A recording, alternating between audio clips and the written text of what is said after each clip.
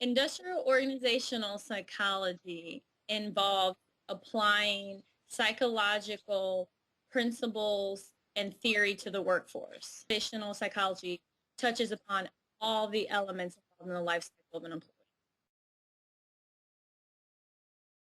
How IO psychology primarily differ is that we're working with the workforce, working with the workplace, and typically with employees or teams opposed to an individual client who may be experiencing um, an actual mental disorder, or they're just having some adjustment issues. We're not providing talk therapy or kind of behavioral therapy to those in the workforce. We're dealing with critical areas of importance to organizations that ultimately help the bottom line. Well, initially, I wanted to be a clinician because I really love to help and empower others. So I knew psychology was the field for me, but many years ago, I thought it was clinical psychology. And I fortunately had the opportunity to have a client as an undergrad at Alfred University, which is in Western New York. And during that experience, it dawned upon me that this was much tougher than I thought. And I had issues handling one client. How would I be able to balance many? And I also love to see immediate change and improvement. And when working with individuals, and sometimes with organizations, that change doesn't happen as rapid as I personally would like for it to occur. So then I decided to venture into IO psychology based on an undergraduate course that I had completed. Typical clients for industrial organizational psychologists run the gamut, from Fortune 500 organizations to the Department of Defense to very small private companies to nonprofits. There is no average workday for me since I own and operate my own business, K Parks Consulting, Inc. It varies because of the arrangement that I have.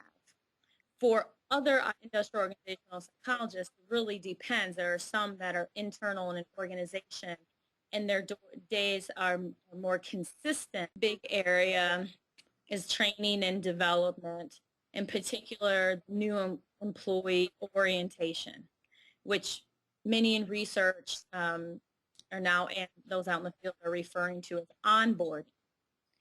Most employees go in with the mindset of, oh gosh, I have this new employee training, there's disengagement, some are texting on their phone. Well, IO psychologists come in and help ensure that the training is meeting all the different generations' needs, because we do have 4 different generations in the workforce at this point in time, as well as link in, the greater mission vision of the company, really connect the new employee to the organization, and do it and offer this through a variety of mediums. The days of just having the traditional stand-up new employee orientation or onboarding, I think aren't as common for some organizations. Many have moved to an online platform to do this, or even use Second Life type of technology.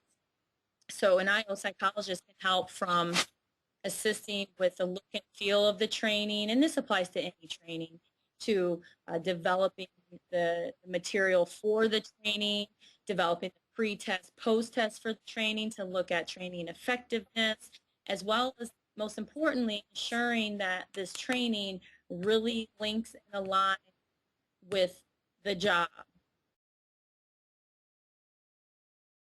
Currently, here in August 2010, we are facing a recession that has been ongoing. And one would think, as a result of this economy, that retention would be quite high for most organizations. Well, actually, that's the contrary for some fields, particularly sales or more of the dangerous industries. So organizations have realized that employee engagement helps keep and retain employees in the workforce, and thus reducing turnover and increasing retention. So recently had a client who was interested in measuring engagement in the workforce so that they have a baseline to work with and can subsequently use that data to implement different programs to help improve retention in the company because their turnover is quite high despite the economic situation we currently face. So to help remedy this, I provided an online survey using a platform similar to those offered online. These are items that I have developed and validated previously and customized them to those clients' need. And that data has then been analyzed and broken down by different segments such as men, women, departments, etc.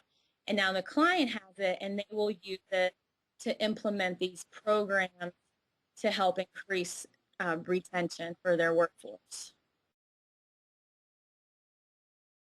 Really helps a excellent industrial organizational psychologist is that they have business acumen. They really know business speak. For those that are consulting, now not all IO psychologists are consulting. Many are scholars, so the characteristics that are needed for that vary. But for those that are in the trenches, they really need to be able to speak business, speak business. The most important aspect of my graduate training and has been very helpful in my current role has been the ability to take kind of this multidisciplinary approach to the products and services that I provide.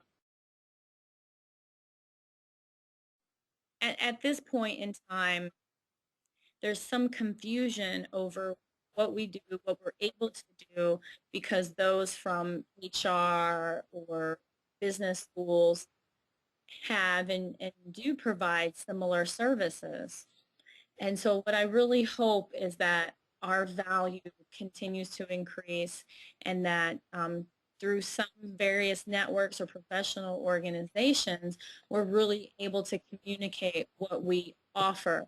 And that goes back to being able to show how we really affect the bottom line. Besides the value concern, IO psychologists will continue to become more global. I see at more conferences that I attend, those that are smaller in as far as participation, there's consistently an increase in a global presence. Industrial organizational psychology is an excellent career choice because you got to think about where do we spend the majority of our time? 40 hours a week at work. And you have the opportunity to have an effect in an area where we devote the most amount of time. But at the end of the day, industrial organizational psychology will allow those who are interested to have a great impact on the workforce.